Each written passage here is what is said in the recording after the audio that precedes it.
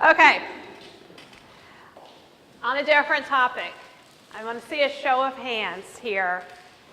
Who of you has ever hired someone who looked really good on paper, they interviewed well, you had high hopes for them, you hire them, and then a week to 2 weeks later, you are banging your head against the wall in your business? Hands, hold them high.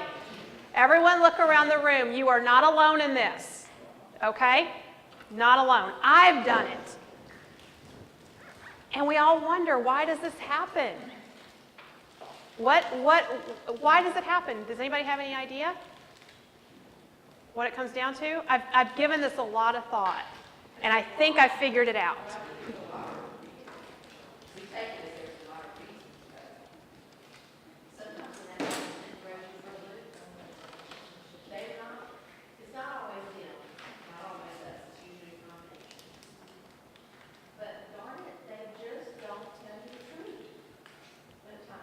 That's true. Yeah, yeah. And they don't look, when you ask them what are their goals, what do they hope to do in the next 1 to 3 to 5 years? They're just saying what you want to hear. They say they are. Yeah, yeah. I think there's a little bit of dominant discourse going on too. We have predisposed ourselves to, and maybe we're in a desperate circumstance where we really need to fill a position. And so we maybe inflate Yes. what we see in someone Yeah. a little bit. Well, and I didn't get into this in the presentation for today, but one of the things my coaching clients told me a few years ago is she said, I had a profound realization that when I would get in an interview, I was working so hard to sell our business to the applicant that I wasn't letting them sell themselves to me. So we get into that, we've got to get these people on board mindset. I think it has to do with immutable laws. Immutable laws are our core values. So as individuals, each and every one of us has 3 to 5 core values that we live by, that we run our lives by.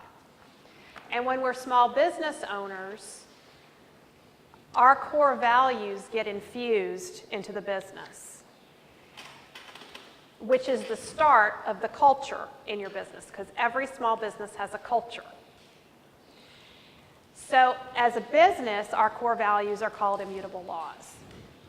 And we need to be hiring people after resourcefulness. We need to be looking for employees who have a good match with our immutable laws, what we stand for in life, which all sounds great, but the problem with immutable laws is that they are so much a part of who we are, the fabric of who we are, that we just expect the world to operate the way we do, right? That's where we walk around saying, why can't people think like me?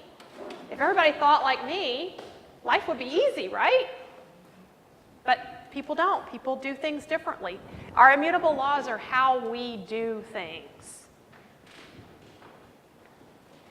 So there's 2 ways to get at your immutable laws in your business. One way is to think about what's gone on in your business recently that's made you feel really proud.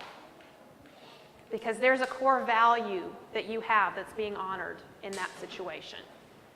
So what's gone on recently in your business where you felt really proud? And then try to identify what that core value is that's right underneath that for you. Now, a client of mine said, Sabrina, I have an even better way to get at these immutable laws. What's ticked you off recently? And he's spot on. When we get angry, our anger is a sign that our immutable laws, our core values have been violated in some way. And so something that has ticked us off is pointing directly at a core value that we hold that has been violated. So try to identify what that core value is in your business. So think about something an employee has done recently, maybe a co-owner has done, whatever that's ticked you off, and try to identify what is that core value underneath that. So I'll give you an example of how immutable laws work in our business. I I had a client who was continually telling me that he was having conversations with his employees about the importance of showing up for work on time. And he said, I don't get it. Every week I talk to them about showing up for work on time. They show up on time for a few days, but then they're right back to the same old behaviors and showing up 5, 10, 15 minutes late. And so one day after we'd done all kinds of things to try to address this issue, because he wasn't willing to fire all these people who don't show up on time, I said, tell me something, what does showing up on time mean to you? And he said, well, it means being there 5 minutes early. I said, are you serious? I said, have you told that to your employees? And he said, no, everybody should know that. I said, no, not everybody knows that. Showing up on time to me means being there on time, at the start time. To you, it means being there 5 minutes early. And he said, oh, yeah, this is the same thing I get into with my wife. Because when we're ready to go somewhere, 20 minutes before we need to leave, I'm ready to go, but she's still getting ready. And I said, well, you need to have this conversation with your wife too. Clarify this, quit fighting over it. But that's what I mean about our immutable laws are so much a part of the fabric of who we are that we don't see them. We just assume the rest of the world operates and sees things the way we do. So once we clarified this and he went back to his employees and he said, look, I know I've been talking to you guys about the importance of showing up to work on time. We're going to have this conversation one more time, but I'm going to be super crystal clear. When I say that we start at 8 o'clock and 8 o'clock is when you're supposed to show up, I really mean you better be here at 7:55. And guess what? His best employees started showing up at 7:55. The rest, 8 o'clock, 8:10, 8:15, it was really clear who he needed to fire. And so even when things started to slip back into old ways, when his employees were late, they were still there at 8 o'clock. And he was okay with that. That wasn't driving him crazy. So we need to clarify what our immutable laws are in our businesses. And then we need to hire around those immutable laws. So I want to take a volunteer from the audience through this exercise of starting to hone in on what your immutable laws are for your business. So I'd like someone to volunteer who has employees currently in their business, who's willing to be a guinea pig. It's well worth it for you, though. It'll pay off. Thank you, sir. Misha, right? Okay, come on up to the front. Okay, just have a seat right here. Okay. We're going to face each other. Let me clear off the board.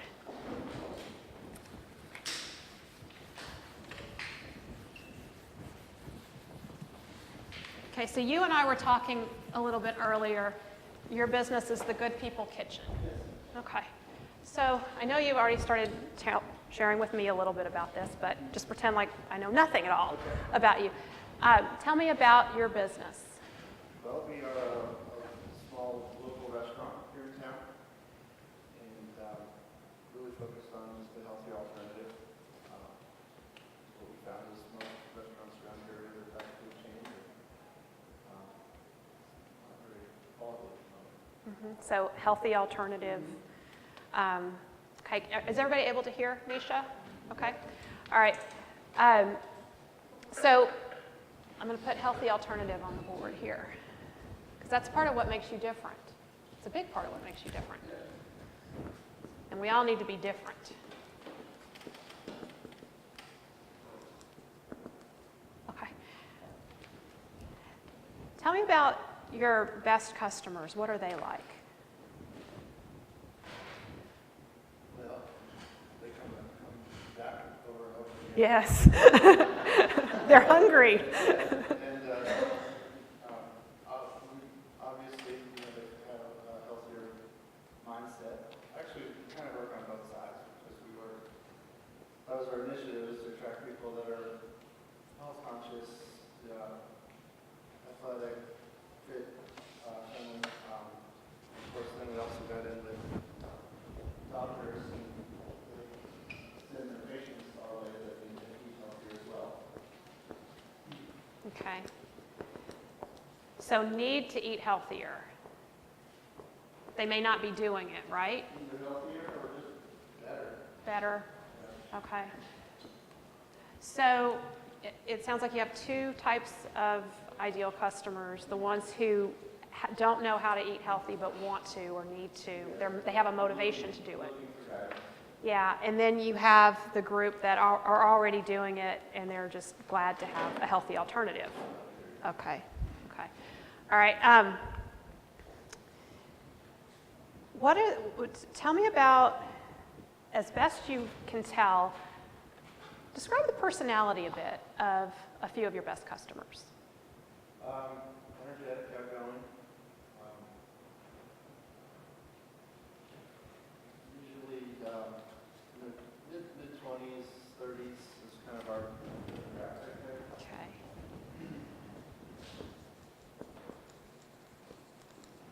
Energetic, outgoing, 20s to 30s, family oriented. Okay, hello. We've got some immutable laws going here. Women,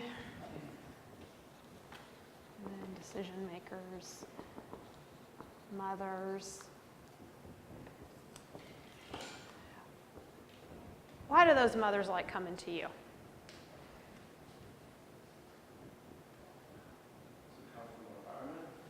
Comfortable, good food.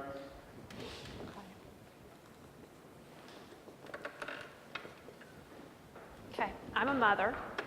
I like to eat out. I love the wings at BW3's.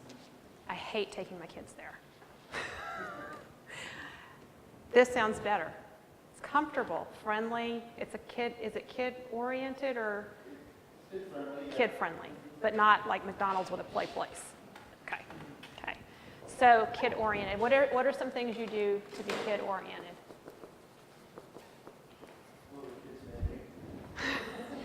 Okay. Kids options. We're also open during lunch, so 5 days a week, so school. Okay.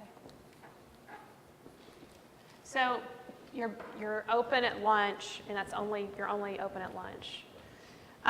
So you don't have kids coming in or as often? Okay.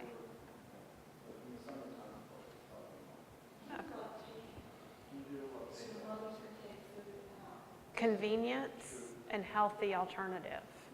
So, okay.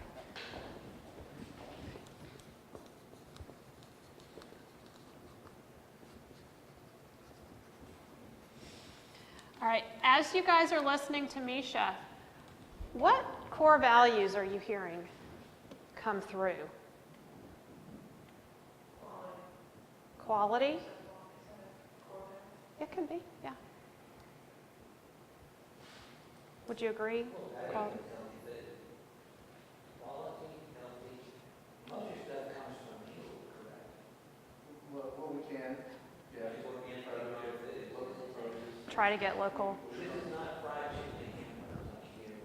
chicken. Okay, so local grown, healthy alternatives. A healthy alternative is up here, I don't know how many times. Okay. So there's a value there around supporting local business. Being a part of the community. Okay. Tell me about a moment in your business when you felt really proud. Oh yeah, congratulations. That's awesome. So what were you acknowledged for with that? Mm-hmm. How did you win that award? How did that come about? So were you nominated? And who nominated you?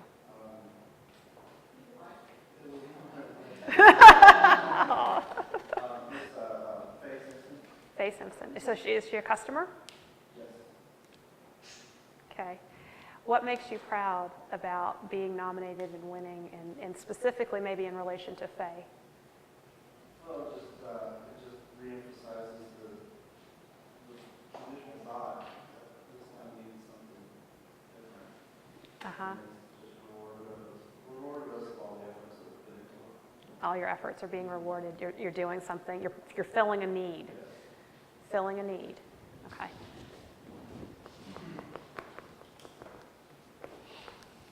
All right. Tell me about a moment in time recently where you felt really ticked off about something that had gone on in your business.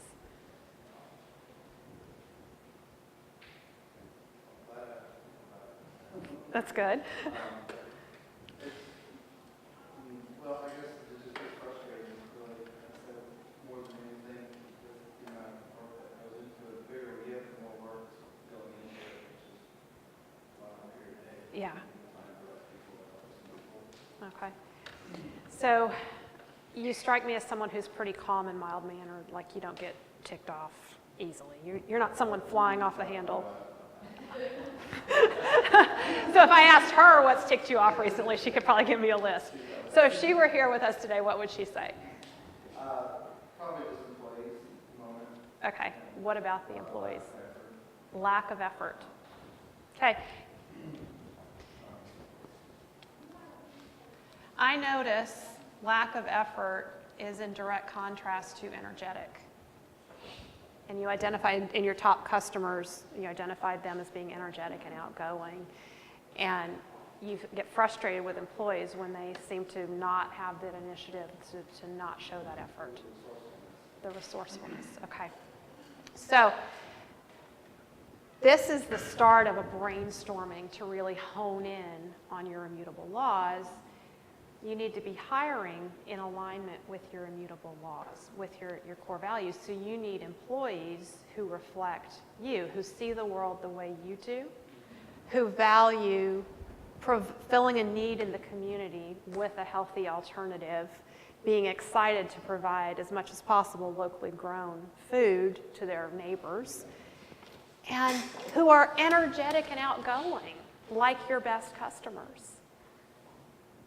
I would bet some of your employees might come from your best customers, either them themselves or they know people.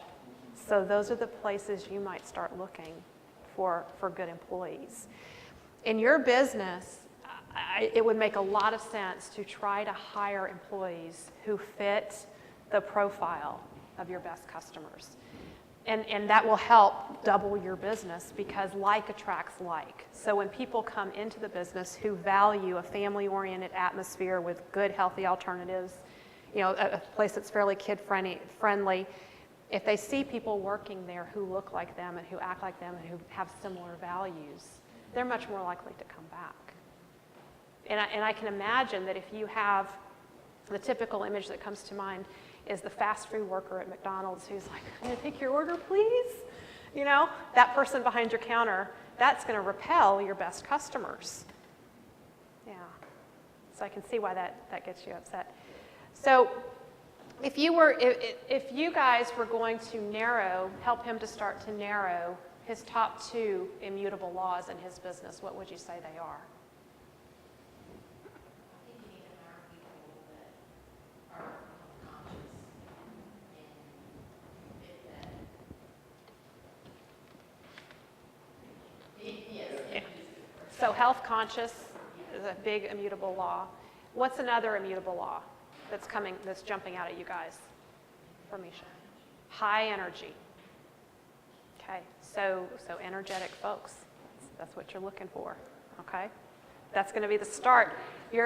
So one of the things that I'm going to be talking about in a little while is I have something called an ideal employee avatar or ideal employee template where you lay out the characteristics, the immutable laws, the personality strengths, everything that you're looking for each position in your business.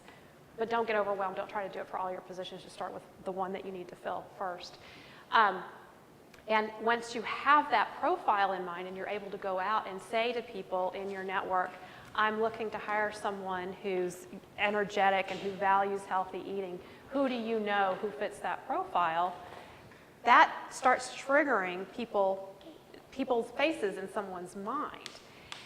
And the one thing you never want to say, who do you know who's looking for work? And you guys have been here long enough. Why does that not work? A players are never looking for work. They're always employed elsewhere. Okay, so you always say, who do you know who fits this profile? Okay, thank you, Misha. I appreciate you coming up here.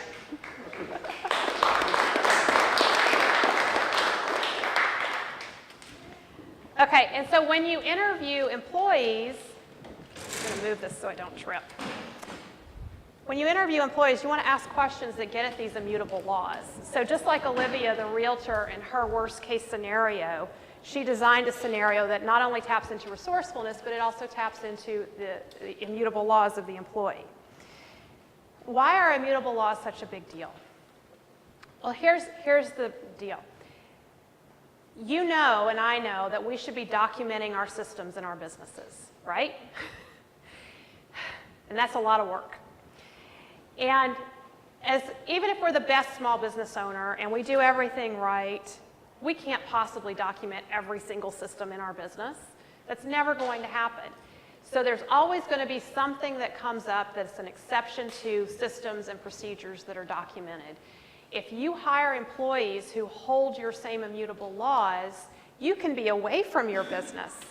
You can take a vacation and turn your cell phone off and trust that if something comes up that is there's not a procedure for, they will find a way to handle it, and they may do it a little differently than you would, but you will be okay with the way that they handled it because their core values will be very similar to yours.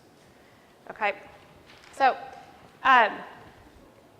over the next few weeks, I want to invite you to start paying attention to your immutable laws and start documenting. Just start brainstorming. So notice when you're proud in your business and start a list of what value you think is being honored when you're proud. And then notice when you're ticked off, or like Misha, who doesn't get ticked off, but frustrated. Notice when you're frustrated. What's the core value that's being violated? And try to just get that list going and start brainstorming it. I'm going to share with you my list of immutable laws in my business. My business is Tap the Potential. These I've been working on for 5 years. So I don't want you to think that you need to have a beautiful little plaque and everything needs to be well articulated. You just start brainstorming and you hone and refine these as you go in your business.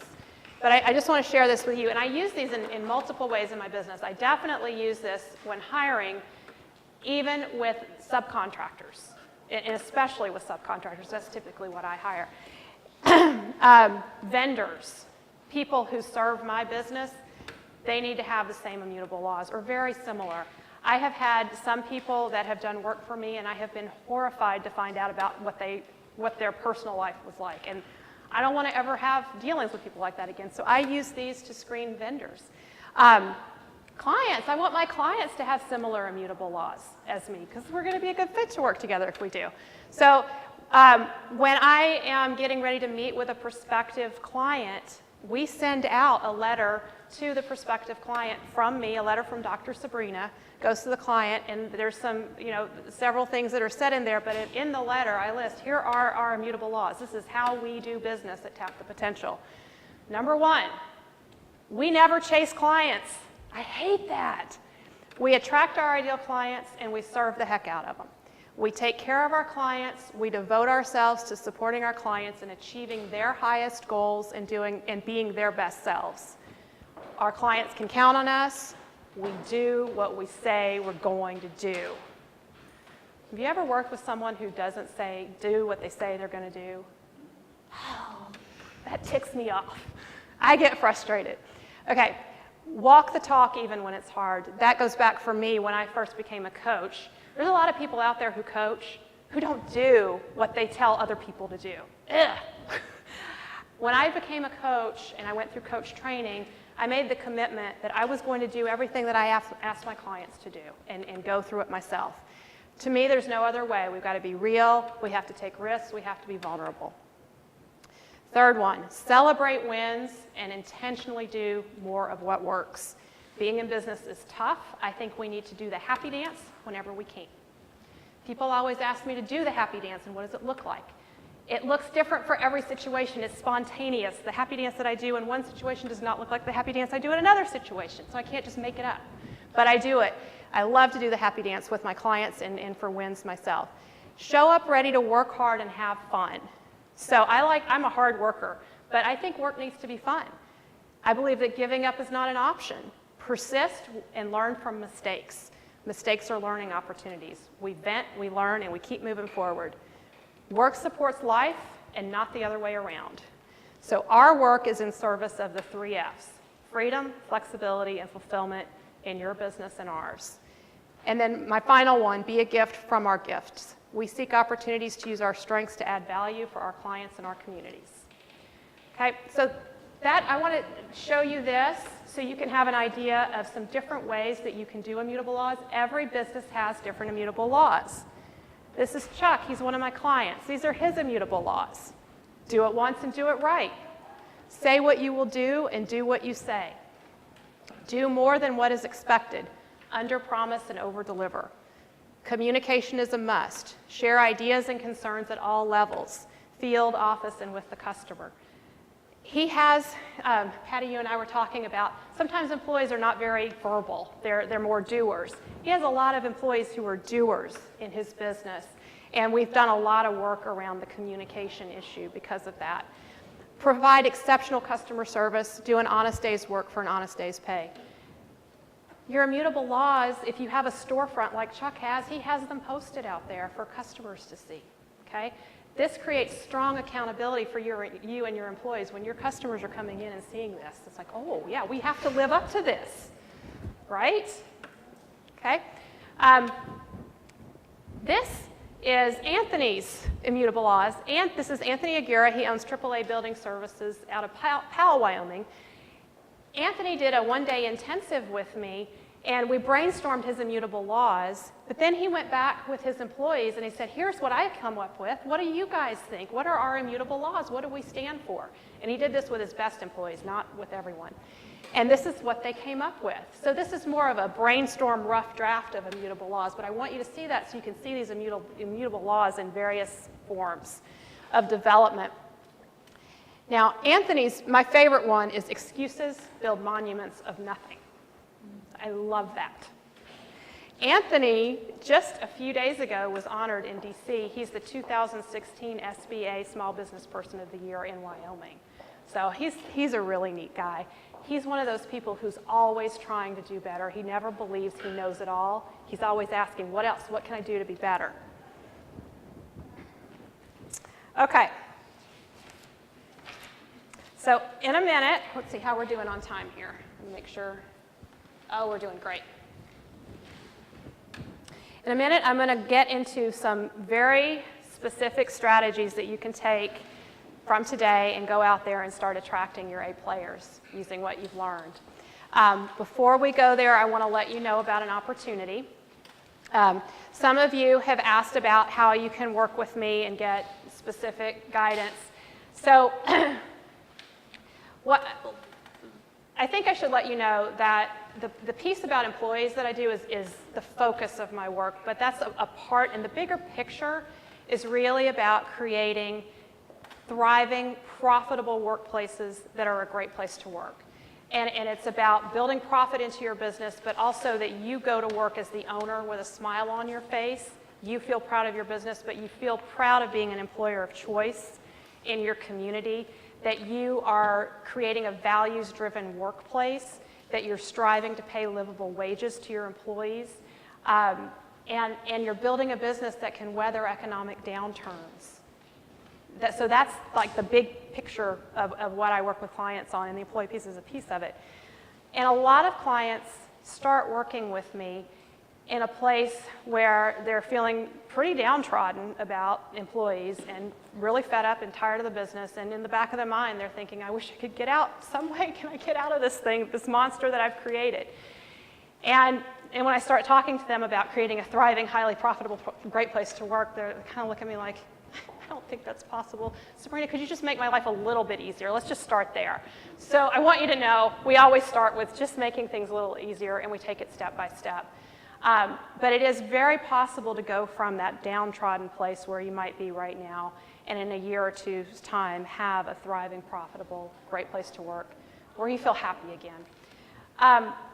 I'm going to offer those of you in the room who would like a one-on-one consultation with me, a profit maximizer consultation. It's a $497 value. I will try to get as many people who want it. I will try to give those away, but we may not be able to accommodate everyone because my schedule does fill up. So I'm going to pass around a form in a few minutes, and if you want to have one of those sessions, just fill out the form, and then my assistant Donna will be in contact with you, maybe this afternoon, maybe tomorrow, to get you scheduled sometime in the next week or so to have that meeting. What we will do in that session is we will talk about your specific employee challenges that you have. We will talk about where profit and money is leaking out of your business and some possible solutions around that. I try to give you recommendations that are the next steps for you to take, regardless of whether you and I work together one-on-one. So instead of giving you recommendations that are, for a year from now, here's what you need to be working towards, I start with, here's where you are right now. Here are the concrete 1 or 2 things you need to do next to get this little snowball going for you. And then if you want to know about ongoing work with me, we can talk about that as well. The other thing that I'm going to do, though, is for those of you who are applying for a Profit Maximizer session with me, I'm also going to give you the ideal employee template once your session is scheduled. So this ideal employee template is something that you can use over and over again every time you hire. So for every new role in your business that you're having to hire for, you can use this template and walk through and think about the ideal employee that you're trying to attract in your business. This template, there's something magical about it, and every time I take a business owner through it, I'm always a little bit hesitant and hopeful, gosh, I hope this works, and I'm always pleasantly surprised at how well it works. It's something I've been using with my clients for several years now, and I remember the first time I used it with someone who was a brand new client who had been referred to me by a current client. He has a rural business in Montana. It's a cleaning service. And his revenues had doubled for several years. His business was on this growth trajectory, and then they plateaued. And I said, what's going on in your business? Why were things doubling and then it's like this flat line?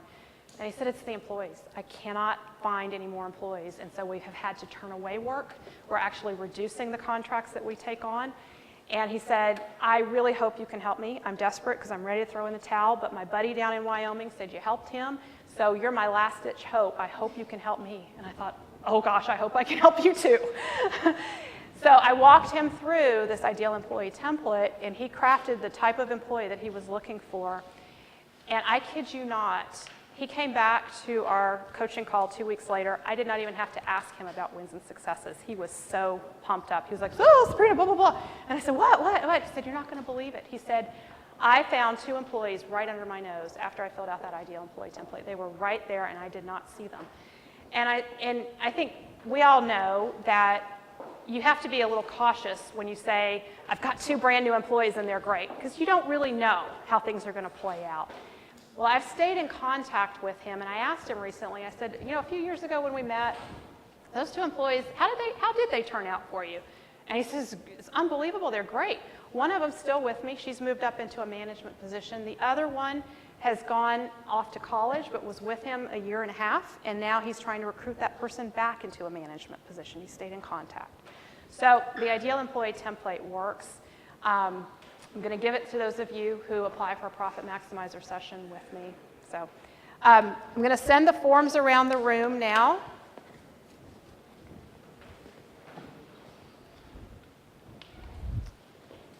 Just pass back to the table behind you when you guys get what you need. And I'll be quiet while you look over the form and fill it out. And we'll collect them in just a few minutes.